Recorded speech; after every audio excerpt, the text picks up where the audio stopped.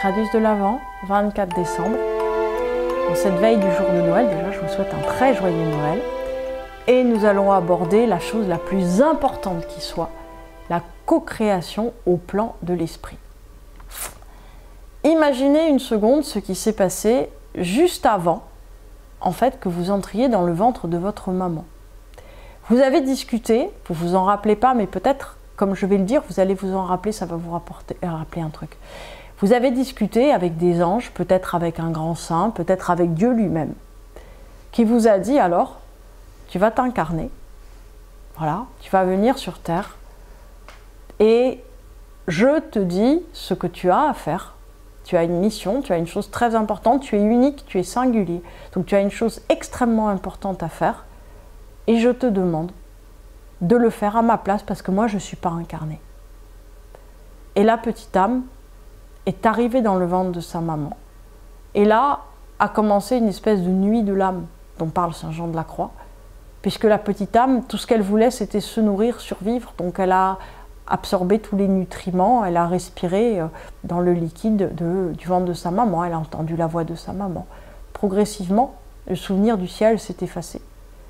Et quand la petite âme est arrivée à terme et est sortie du corps de sa maman, au bout de 9 mois, au fond, elle a été prise de court par toute la violence de ce monde. Il faisait froid, il y avait de la lumière extrêmement violente, et en même temps, il y avait la voix si douce de cette maman qui était là. Il y avait l'odeur de ce corps qu'elle a reconnu, cette petite âme.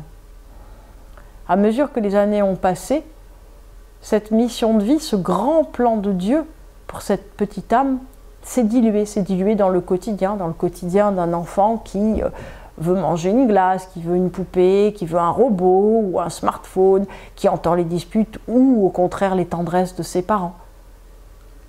Et quand la petite âme devient plus grande, devient adolescente, devient un jeune adulte, elle se repose la question de se dire, mais comme c'est étrange d'être sur Terre, surtout au moment où elle va pas bien, se dit, mais comme c'est étrange d'être sur Terre, quel est le sens de tout ça? Et le sens, c'est quelque chose que nous devons recréer, co-créer.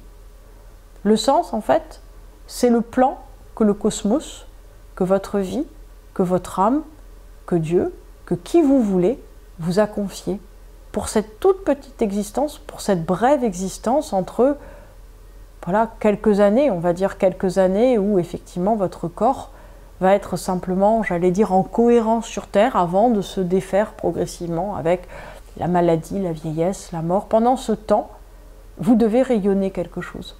Vous devez dire quelque chose de plus grand que vous. Pourquoi?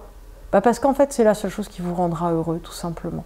La seule chose qui vous rendra heureux fondamentalement, c'est pas de trouver le sens pour vous, c'est de le créer pour d'autres, c'est de le créer à votre échelle, alors bien sûr pour vous aussi, mais pour d'autres constamment, de donner ce sens. Qu'est-ce que c'est que donner ce sens? Regardez ce que vous pouvez faire autour de vous, regardez ce que vous avez comme talent. Puisqu'on est le 24 décembre, je vais vous donner du travail. Qu'est-ce que vous savez faire le mieux? Qu'est-ce que vous pouvez apporter le plus à des gens? Qu'est-ce que vous savez faire avec des gens? Est-ce que vous savez les écouter? Est-ce que vous savez leur parler? Est-ce que vous savez leur tricoter des écharpes? Est-ce que vous savez, quoi que vous sachiez faire, des gâteaux? Faites-les. Faites ce que vous savez faire. Qu'est-ce que vous savez faire vous-même? Qu'est-ce que vous avez comme talent? Qu'est-ce que vous avez comme vraiment un bon sens de l'organisation?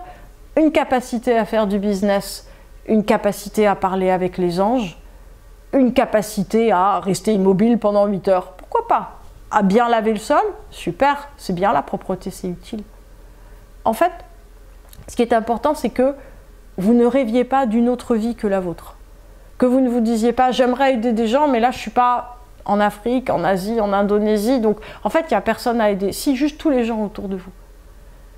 Pour ce que vous savez faire, ne vous dites pas « Ah oui, mais je sens que je suis appelé vers le fait d'être chaman alors que je suis employé administratif. » Il n'y a rien de mieux qu'être employé administratif. On peut faire le bien là où on est, on peut faire ce qu'on est. Et en fait, c'est en commençant à faire le mieux du monde, ce que vous êtes avec votre talent unique pour vous-même, avec votre talent unique dans ce que vous êtes capable de donner aux autres, que vous allez en vérité trouver la voie, votre voie, et que vous allez vous rappeler de ce plan que vous aviez. C'est-à-dire que tout à coup, à la fois les gens et à la fois votre talent profond, tout cela va se rapprocher l'un de l'autre jusqu'à faire un tout complètement cohérent, où vous ne rêverez plus votre vie, mais où vous la vivrez vraiment, puisque vous donnerez le sens que vous êtes venu apporter au monde. Très joyeux Noël.